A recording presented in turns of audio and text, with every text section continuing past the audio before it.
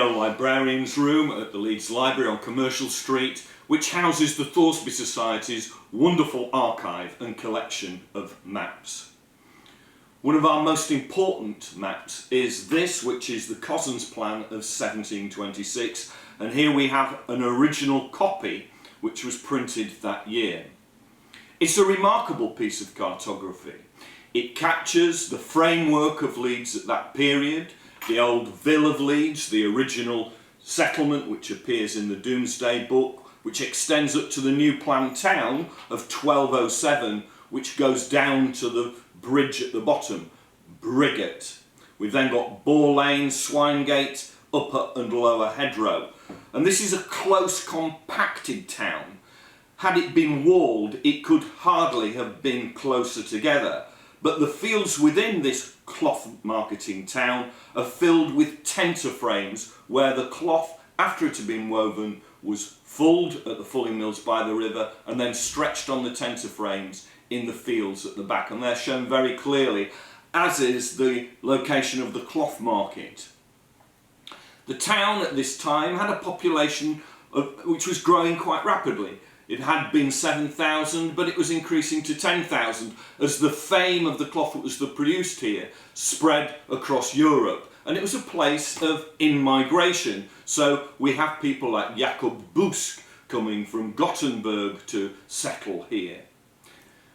What Cossins captures are the main features of the town. The most impressive of all, the Cathedral of the West Riding, St Peter's Church here at the bottom of Kirkgate.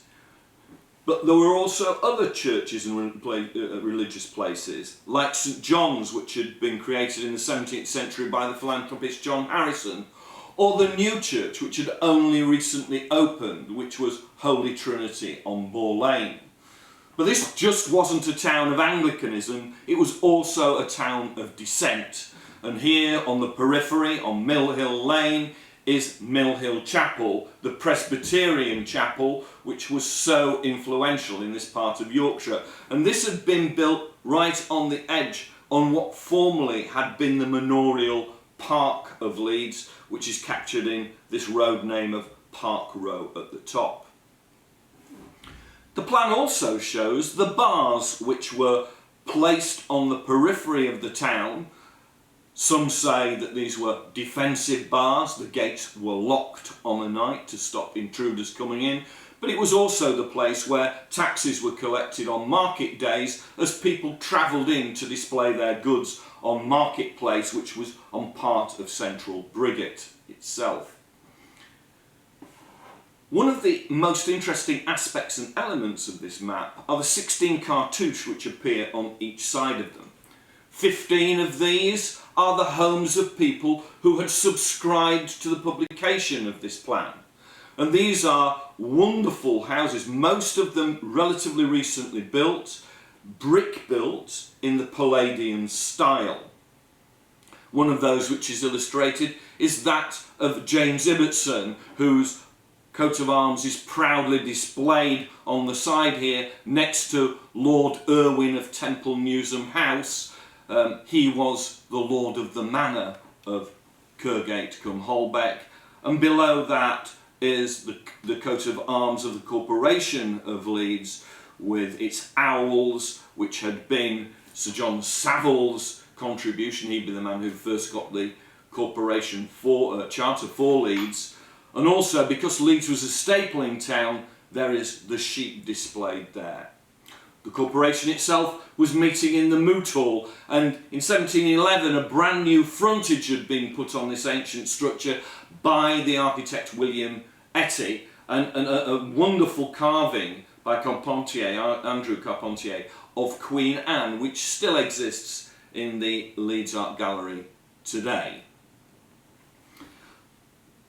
What was happening at Leeds at this time was the central streets were becoming increasingly crowded, noisy and dirty.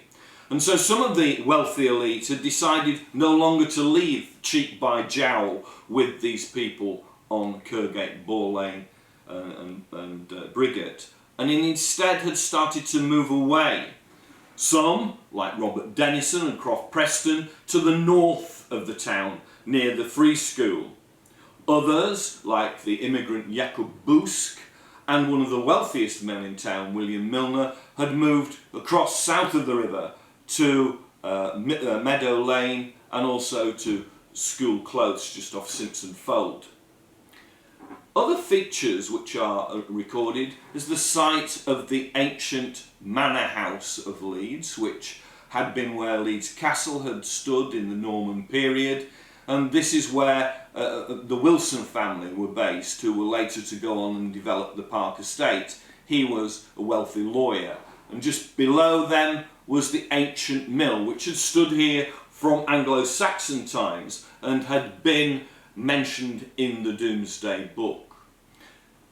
The fulling mills were at the side of the river here, as were many of the tenter grounds, and then as you came to the chapel itself, this plan actually shows the ancient chantry chapel, which in medieval times was used for people who were journeying, first of all to say a prayer for a safe journey, and then at the end of that period, when they'd return to the town, to thank the Lord for their safe return. Why that's a significant feature is that the bell in that chapel became used to start and finish the cloth markets, which were held on Tuesdays and Saturdays on Boar Lane itself. Very close to the bridge was the main town warehouse, which is where the cloth, the finished cloth, was taken for export to all over Europe, and particularly, initially, to Holland, and part of the quay was called Low Holland.